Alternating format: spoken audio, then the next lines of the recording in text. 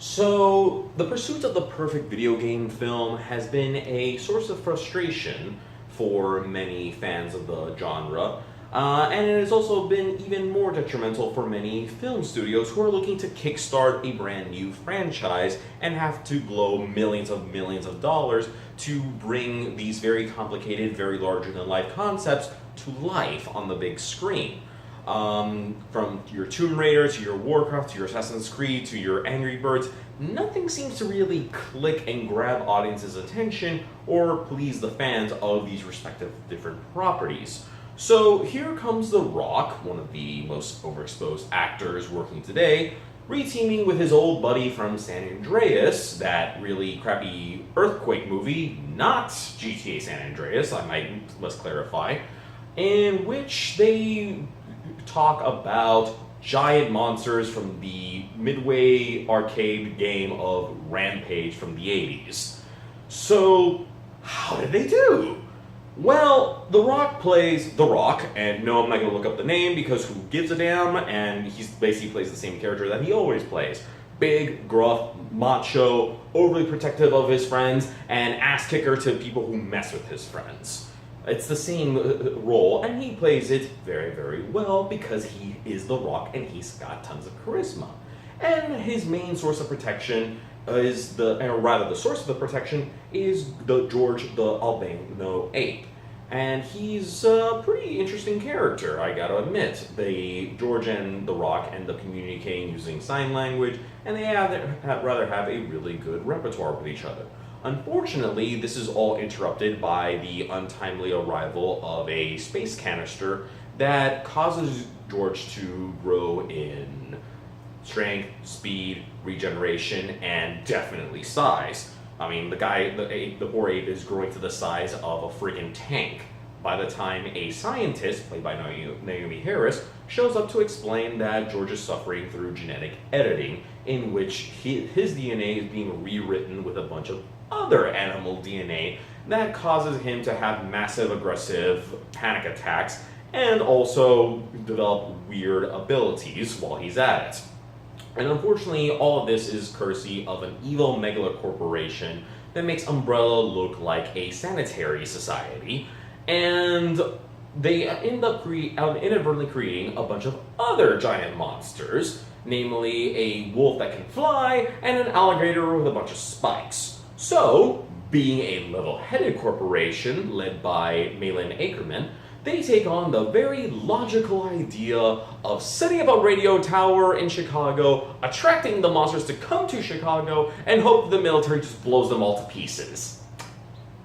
See what I'm talking about? See what we're having to work with whenever we try to make a video game adaptation. Now, the funny thing was, the beginning of the film was actually selling me. See, The Rock and George are really, really fun together. And I was really enjoying that whole dynamic, and I actually wanted to see a little bit more of it, because it honestly helps develop an emotional core that is necessary for the big finale when they actually have to team up in order to take on the military and the other two giant monsters. And I literally mean they team up. I mean, one basically is grabbing every single tank and jet that he can, while George is basically slamming and performing all sorts of wrestling moves on these other two creatures. Now, that's kind of fun. It makes for a really entertaining experience and fun time at the theaters. Unfortunately, what's between that really strong beginning and that really satisfying end is the dumbest second act that I've ever seen in a film that also happens to be tonally inconsistent with everything else. Look, the aforementioned Malin Ackerman is a cartoon character.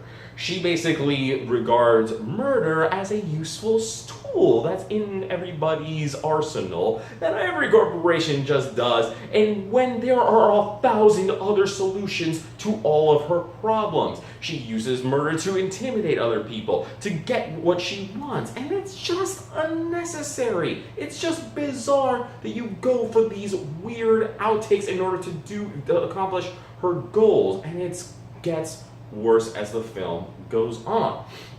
She also has a really dopey brother played by Jake Lacey who is eating Pop-Tarts in some sort of brand experiment. I don't know. And then you have Negan. Oh, I'm sorry. Jeffrey Dean Morgan not giving up his Negan shtick as he continues with his good old-fashioned lean and talking with a cowboy drawl as he continues to lean down and down and down and down and out of the frame. Guy, you're a talented actor.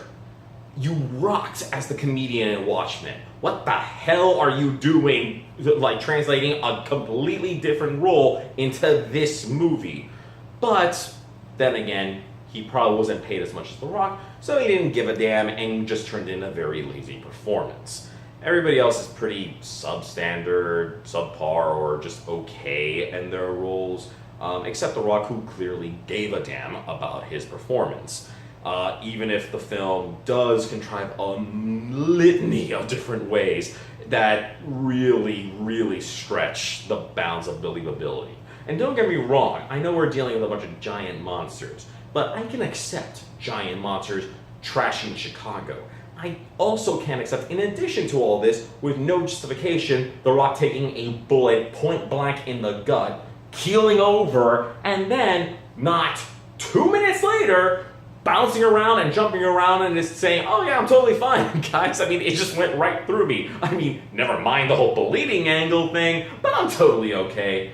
I mean, he also breaks through cuffs. He's able to survive a plane crash in the exact same way that Tom Cruise did in The Mummy, and also in Mission Impossible, the last one, and also Vin Diesel in Triple X's Return of Santa Cage. Is this a thing now?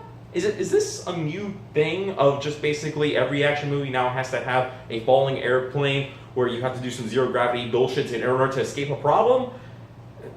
Whatever. I mean, it's not as bad as the weird helicopter fetish that the director of San Andreas clearly has for The Rock, because he contrives a way for that guy to wind up in a helicopter, and of course, because this is very lazy screenwriting, The Rock's character is established to have special forces training off-screen, naturally, to explain why he's able to use military equipment with near-perfect precision. But that's neither here nor there. What you want to hear are the giant monsters. Now, to the film's credit, they're actually kind of fun, especially when you get to Chicago and the final 45 minutes of the film kick in, and it's basically everything you wanted a Rampage movie to be. Actually, I'm not going to beat around the bush. This is literally the best film that this property could have gotten. It's a stupid-ass property, but it's the best version that they could have gotten. Nonetheless, I do have to draw attention to the fact that the film does utilize some 9/11-esque imagery, especially with a collapsing building. I'm aware some people have a soft spot for that kind of sort of stuff, so just be aware it's there. But if you can stomach all that, and you will be entreated to all the sort of chaotic destruction that every teenage boy craves. And admittedly, it's pretty fun. I enjoyed the final 45 minutes. I thought it was definitely worth a theater visit, but I wasn't as satisfied as, say, Kong Skull Island, which, despite all its problems, kept a consistent tone from beginning, middle to end. This movie alternates between serious, soft science fiction and goofy as hell cartoon. And when you are flipping and flopping between the two, it doesn't work. It's just a complete mess. And I really wish that the filmmakers would have picked either one or the other, and they would have actually made a much stronger product. Now, admittedly, this film is a lot more memorable than the last video game movie we got, which was Tomb Raider, and that's already very quickly escaping my mind. My apologies to Mr. Candor, but unfortunately, it's just not taking. Rampage looks like it actually might take. So if they're gonna make a sequel, just make it goofy. You'll have more fun, and you'll also make a much stronger product. Anyways, for what I saw, I'm gonna give this a 2.5 out of 5 stars. Decent time at the theaters, but if you want to wait for it to come on streaming or Blu-ray, I don't think you'll be in the wrong for that. Anyways, I'm Christopher Jaramillo, and I will see you at the lobby.